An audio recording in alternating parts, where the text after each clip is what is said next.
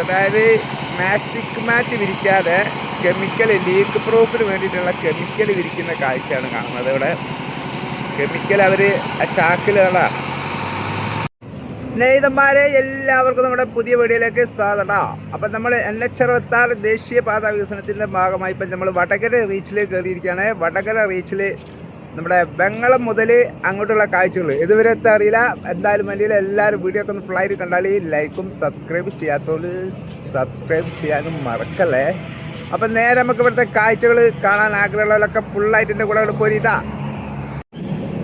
ഇപ്പം ഞാനുള്ളത് വെങ്ങളം നമ്മുടെ ഫ്ലൈ ഓവർ ഇറങ്ങിയ പാടെ തന്നെ നമ്മൾ വർക്കിൻ്റെ വീഡിയോ ഇവിടുന്ന് അങ്ങോട്ട് സ്റ്റാർട്ട് ചെയ്യാണ്. അതായത് വെങ്ങളം കഴിഞ്ഞ പാടെ അവിടെ ഒരു സർവീസ് റോഡിലേക്ക് ഒരു എക്സിറ്റ് ഉണ്ടായിരുന്നു. താൽക്കാലികമായിട്ട് ഇതിൻ്റെ വർക്ക് കഴിയാത്ത കാരണത്താൽ ഇപ്പോൾ നിൽക്കണ ഇവിടെ 3 വരിപ്പാത 6 വരി ആ ഭാഗം തുറന്നു കൊടുത്തു, ഈ ഭാഗം തുറന്നു കൊടുത്തിട്ടുണ്ട് കേട്ടോ. അവിടെ വർക്കൊക്കെ ഫുള്ള് ഫിനിഷിംഗ് ആണ്. ഓക്കെ എടാ, ഫുള്ള് കഴിഞ്ഞു. എന്ന് വെച്ചാൽ പെയിൻറ്റിങ്, ലൈൻ ഇടൽ, അതിൻ്റെ ലൈറ്റ് ഫിറ്റിംഗ് എല്ലാം കഴിഞ്ഞ ഒരു ഏരിയ ആണ്. നമ്മുടെ വാഗടിൻ്റെ സ്റ്റാർട്ടിങ്, നമ്മുടെ കോഴിക്കോട് ഭാഗത്ത് നിന്ന് സ്റ്റാർട്ടിങ് അയ്യൂർ വരെയുള്ള വർക്ക് നമ്മുടെ പയ്യോളി അങ്ങോട്ട് കഴിഞ്ഞ് കഴിഞ്ഞാൽ പിന്നെ കുറേ വർക്കാണ്ട് നടക്കാണ്ട് കേട്ടോ. പയ്യോളി വരെ ഏകദേശം വർക്ക് ഫിനിഷിങ്ങിലേക്ക് ഒരു 85% വർക്ക് കഴിഞ്ഞിട്ടുണ്ടെന്ന് വാഗട് അവകാശപ്പെടുന്നുണ്ട്. എത്രത്തോളം ആയി എന്നുള്ളത് നമുക്ക് അങ്ങനെ കുറേ അങ്ങോട്ട് പോയി നോക്കാം. പൊയിൽക്കാവ്, അതുപോലെ ചെങ്ങോട്ടുകാവ്, ആ ഏരിയ വരെ മൊത്തത്തിൽ ഒരു വീഡിയോ തന്നെ ആയിക്കോട്ടെ അല്ലേ. അങ്ങനെ ഇവിടുന്ന് നമ്മൾ യാത്ര തുടങ്ങി. വാഗടിൻ്റെ വർക്കിൽ നമ്മൾ ഇങ്ങനെ യാത്ര ചെയ്യുന്നത് കുറേ കാലത്തിന് ശേഷം കേട്ടോ. കുറേ കാലത്തിന് ശേഷം എന്ന് പറഞ്ഞാൽ ഇതിന് മുമ്പൊരു വീഡിയോയിലൊക്കെ ചെയ്തിരുന്നു. എന്നാലും വാഗടിൻ്റെ വർക്ക് ഇത്രത്തോളം ഫിനിഷ് ആകാന്നുണ്ടെങ്കിൽ ഒരു വല്ലാത്തൊരു കാഴ്ച തന്നെയാണ്. കൊല്ലങ്ങളായി 2-3 കൊല്ലമായി ഇങ്ങനെ വാഗട് എന്താ സ്ലോ എന്ന് പറഞ്ഞ വാഗട് ഇപ്പോൾ നല്ലൊരു മാറ്റം ഈ ഒരു ഭാഗത്തേക്ക് അവർ ചെയ്തു വെച്ചിട്ടുണ്ട്. കണ്ടാ, അവിടുത്തെ ഇപ്പം ഞാൻ പൂക്കാട് എത്തിയിട്ടോ, ചേമഞ്ചേരി പൂക്കാട് എന്ന് പറഞ്ഞ സ്ഥലത്തെത്തി. അവിടുന്ന് ഇങ്ങോട്ട് ഇതുവരെ ഫുള്ള് വർക്ക് കഴിഞ്ഞൊരു ഏരിയ ആണ്. ഈ ഏരിയ അറിയാവുന്നവർക്കറിയാം. അത്രയും ദൂരം ഞാൻ വന്നപ്പം ഫുള്ള് വർക്ക് കഴിഞ്ഞ ഒരു ഏരിയ തന്നെ ആയിരുന്നു കേട്ടോ. ഇവിടെ സർവീസ് റോഡിൻ്റെ വർക്ക് എല്ലാം ഫിനിഷിംഗ് ആണ്. ഇവിടെ ഒരു HP-ൻ്റെ പെട്രോൾ പമ്പുള്ളൊരു ഏരിയ കേട്ടോ. അവിടെ നിന്ന് അങ്ങോട്ടേക്ക് അത്രയും ദൂരം ഫുള്ള് ഡിവൈഡറിൻ്റെ മുകളിൽ റിഫ്ലക്ഷൻ ബോർഡൊക്കെ വെച്ചത് കാണാം. എല്ലാം സെറ്റാണ്. പക്ഷെ എത്ര വിട്ടിട്ടല്ല കേട്ടോ, ഇനി അടുത്ത് വെക്കാനുണ്ട്. ഇനി അതിൻ്റെ ഇടയിൽ 2 കൂടി വെക്കാനുണ്ട്. അവിടെ ആ തൽക്കാലം എന്തോ വർക്ക് നടക്കുന്നുണ്ടല്ലോ. ഇവിടെ പൂക്കാട് ഇവിടെ ഒരു അങ്ങാടിയുണ്ട്. ഈ പൂക്കാട് അങ്ങാടി ഇവിടെ ഒരു അണ്ടർപാസ് ഉണ്ട് കേട്ടോ.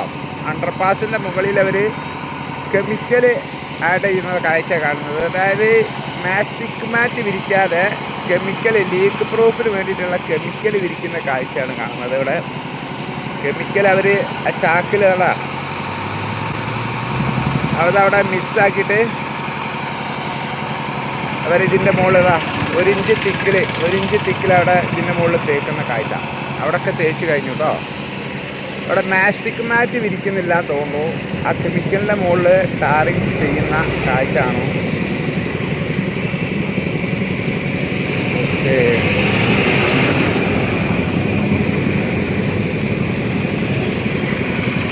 ഏതായാലും പെട്ടെന്ന് സെറ്റാവുമെന്ന് വിചാരിക്കുന്നല്ലേ. ഈ സെറ്റായില്ലെങ്കിലും അത് മൂടാനുള്ള പ്ലാസ്റ്റിക്കൊക്കെ ഉണ്ട്. പക്ഷേ സ്ലോപ്പായതുകൊണ്ട് വെള്ളം ഇതിലേ ഒഴിക്കില്ല. നല്ല മഴ ഇന്ന് ഏതായാലും ഒരു വെയിലുണ്ട്, അതുകൊണ്ടായിരിക്കും അവരെ ചെയ്യുന്നത് അല്ലേ. ഇവിടെ ഈ വർക്ക് നടക്കുന്നതുകൊണ്ട് ഇവിടെ നമ്മുടെ 3 വരിപ്പാത നിന്ന് അവർ ബ്ലോക്കാണ്. അതിനുശേഷം ഇപ്പുറത്തെ സൈഡിലേക്ക് ഡിവിഷൻ നടത്തി പിന്നെ ഇവിടെ അങ്ങോട്ട് പോകുന്ന കാഴ്ച.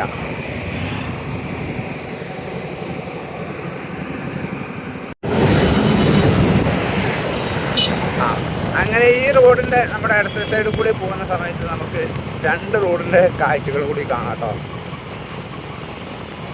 ലെഫ്റ്റ് സൈഡ് പോകുമ്പോൾ നമുക്ക് ആ സൈഡിലൂടെ അല്ലേ യാത്ര ചെയ്യാൻ പറ്റുള്ളൂ. അതുകൊണ്ട് 2 റോഡ് കാണാൻ പറ്റില്ല. ഇവിടെ നമുക്ക് 2 റോഡ് കാണാം.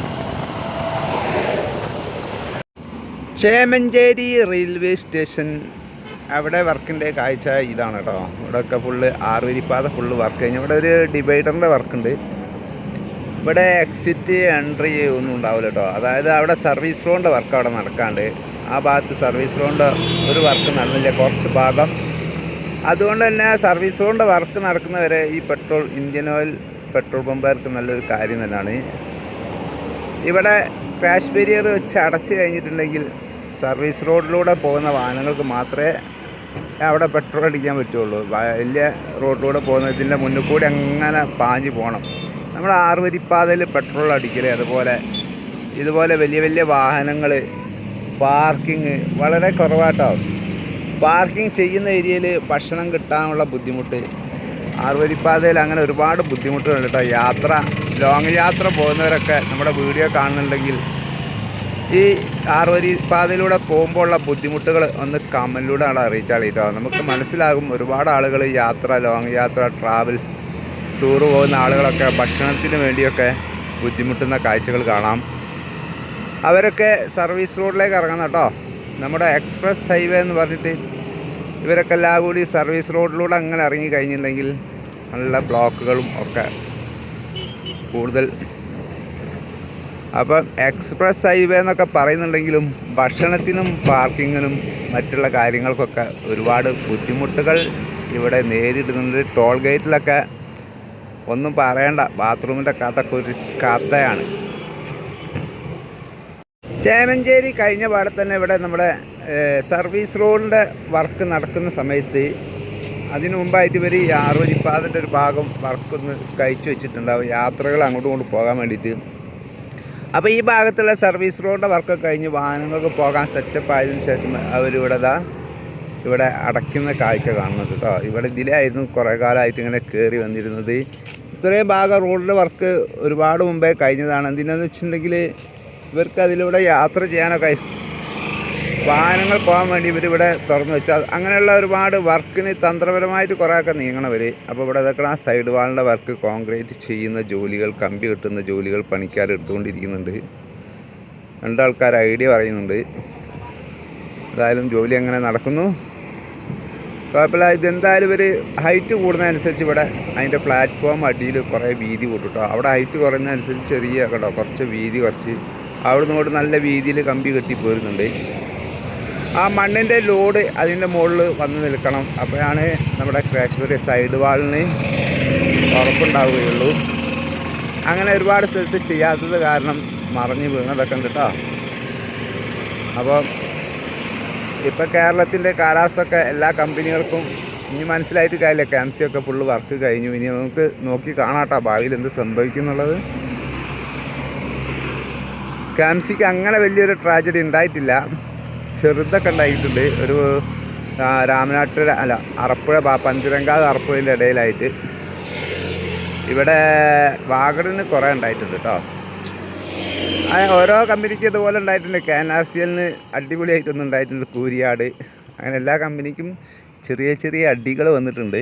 കുഴപ്പമില്ല, അവരൊക്കെ അതൊക്കെ ഫിനിഷ് ചെയ്തിട്ടുണ്ട്. KAMCയും KNRCLും വാഗട് വർക്ക് അങ്ങനെ അപകടം പറ്റിയ ഏരിയയിലൊക്കെ അവർ വർക്ക് നടത്തിക്കൊണ്ടിരിക്കുന്നതേ ഉള്ളൂ. ഇത് നമ്മുടെ പൊയിൽക്കാവ് ഭാഗം, പൊയിൽക്കാവ് ഏരിയ അണ്ടർപാസിൻ്റെ വർക്ക് നടക്കുന്ന ഏരിയ. വർക്കൊക്കെ ഏകദേശം കഴിഞ്ഞു കേട്ടോ. വാഹനങ്ങൾക്കൊക്കെ അതിൽ ഇതിലൊക്കെ പോകാനുള്ള അവസ്ഥയിലെത്തി. കോൺക്രീറ്റുകളൊക്കെ കഴിഞ്ഞതാണ്. അണ്ടർപാസിലൂടെ ഒക്കെ വാഹനങ്ങളൊക്കെ പോകുന്നുണ്ട്. ഇവിടെ രണ്ട് ഭാഗത്തും കോൺക്രീറ്റൊക്കെ കഴിഞ്ഞതാണ്. ഇവിടെ ഇനി അണ്ടർപാസ് ഇതിൻ്റെ ഇടയിലായിട്ട് ഡിവൈഡറിൻ്റെ വർക്കുണ്ട്. അതുപോലെ ഈ ഭാഗത്ത് ക്രാഷ് ബാരിയറിൻ്റെ കോൺക്രീറ്റ് ഉണ്ട്. ഒരു ഭാഗത്തു കൂടെ വാഹനങ്ങളൊക്കെ ഇപ്പോൾ പോകുന്നുണ്ട്.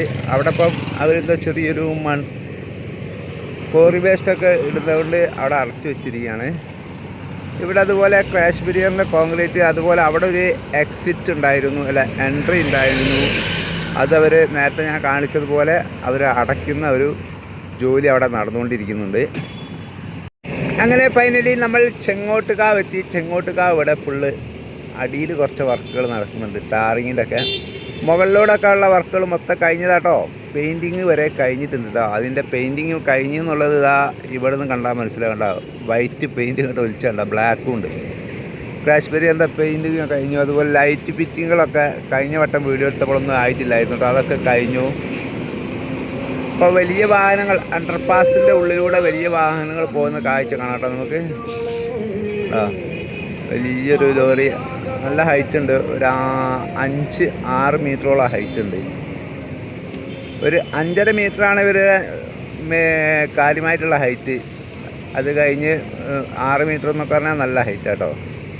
നമ്മുടെ തുരങ്കപാതയുടെ ഹൈറ്റൊക്കെ 5.5 മീറ്ററാണെന്ന് തോന്നുന്നു.